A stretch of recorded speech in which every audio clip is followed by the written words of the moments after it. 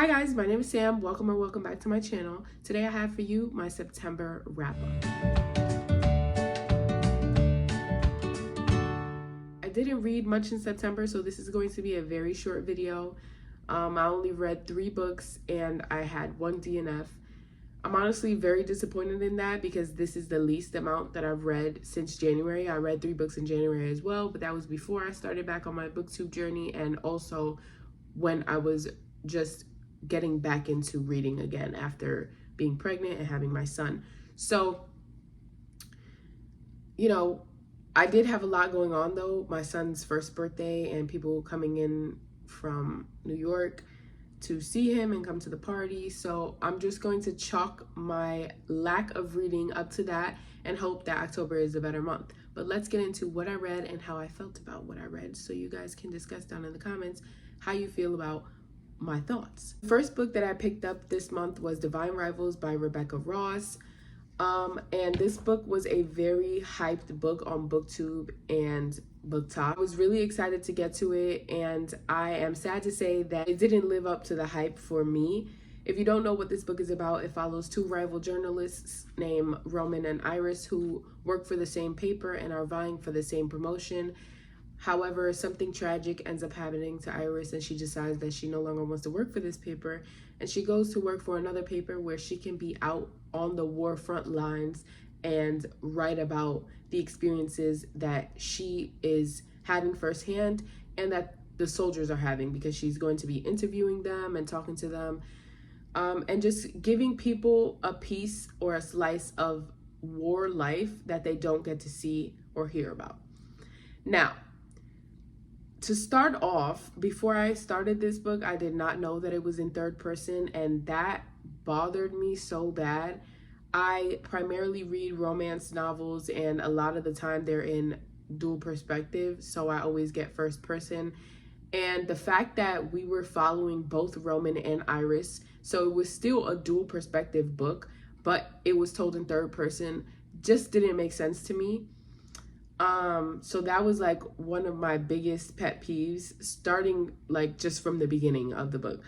But as we got into the book, the main thing that I have to say about it is that it was really, really slow, and I just didn't feel connected to the character. I was connected to the romance and the relationship that they had between each other, but I didn't care about their outside life or the pain that they were going through or the pain that they were witnessing, to be honest. I didn't feel for anybody in the war. And I know that might sound harsh, but I don't feel like it was done well enough for me to feel hurt by the things that were happening. I also felt that some of the decisions Iris was making were unnecessary and unrealistic, in a sense that she had never been to war, she had never seen this life, she had never really heard about it.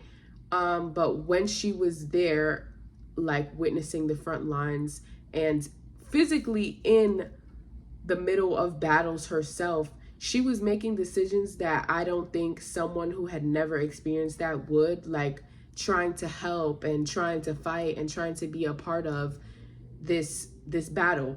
And it was unrealistic to me, because while I know people have goodwill and good hearts and they want to help other people, it's not realistic for you to stay behind knowing that there's a possibility you might die on behalf of people you don't know.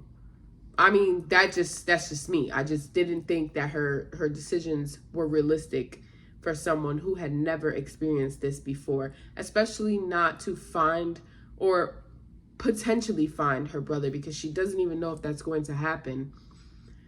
And for him to end up being someone that she doesn't even recognize. And to bounce off of that, I also didn't like how the book ended. I'm not going to tell any spoilers, but Iris was a little bit too comfortable with the unknown of it all. Like, there were so many questions and so many things that she still didn't know, based on the story and like what happens near the end or in the war that they're fighting in. And she didn't seem too sad. She didn't seem too scared. She just seemed okay.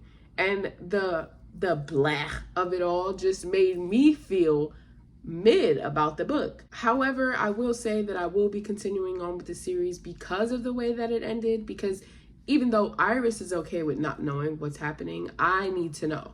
So I will be reading the second book. Like I said, I did like the romance and the relationship between Iris and Roman, and I also did like the myth. So like some of the world building was really cool, the way she incorporated the gods and their stories. I did end up rating this book a 3-star. The next book that I picked up, which I've already returned to the library, so I don't have it here with me physically, was The Collective Regrets of Clover by Mickey Brammer, I believe it was.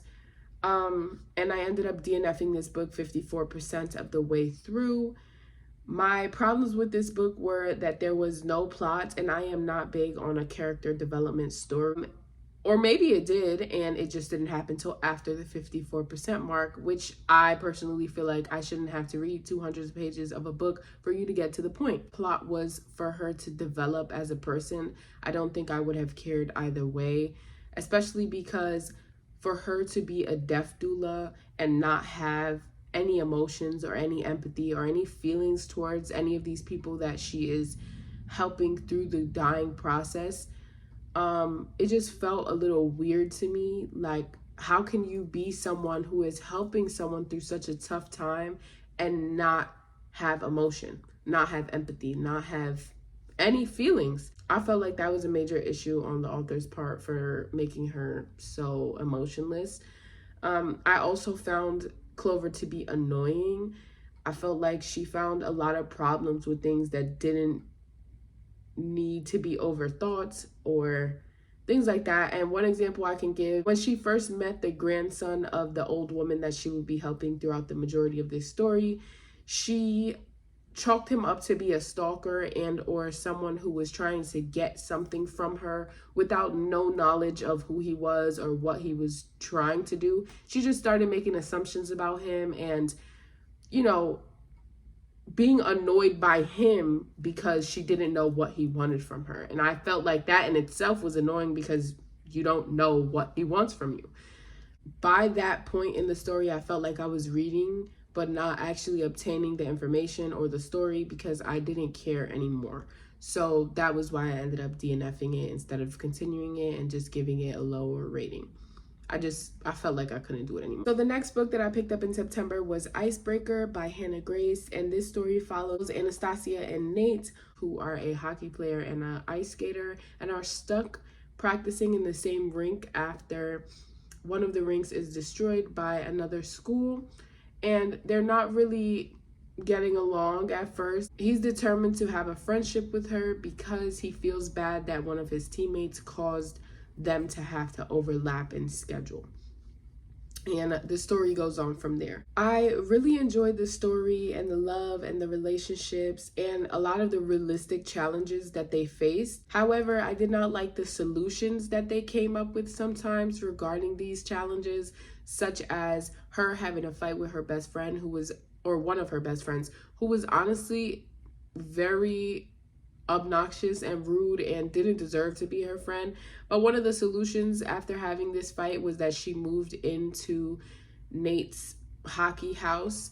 And then when she started going back to therapy and decided to forgive him, she just moved right back in with him as if he never did or said the things that he did. Even after he was still gaslighting her and manipulating her and talking crazy, she still decided, well, for me, I'm going to move back in and try to make this work because this was her figure skating partner. And to piggyback off of that, I didn't like Aaron as a character, which was her partner and one of her best friends that she lived with. I didn't like him as a character. I didn't understand why they made him so harsh and so fucked up, honestly.